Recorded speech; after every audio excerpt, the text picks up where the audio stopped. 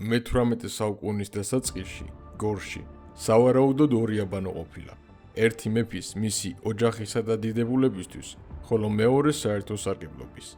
ერთი აბანო გორის ციხის ტერიტორიაზე ყოფილა, მეორე კი ციხის ჩრდილო-აღმოსავლეთით.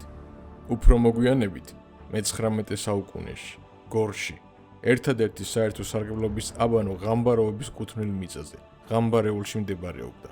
მეორე კი რომანოვების, ამჟამინდელი რუსთაველის ქუჩაზე მდებარეობდა, რომელიც მეფის აბანოთ იწოდებოდა. გარკვეულ პერიოდში აღნიშნულ შენობას გორში მცხოვრები ვინმე სულხანიშვილი ფლობდა და სულხან-აანთ აბანოდ მოიხსენიებდნენ. ეს აბანო გორის აღმასკომს 1600 მონეთად მიუყიდია ვინმე ბარამიშვილისთვის. მე-20 საუკუნეში აბანოს სამეცნიერო სარემონტო საკონსერვაციო სამუშაოები ჩაუტარდა.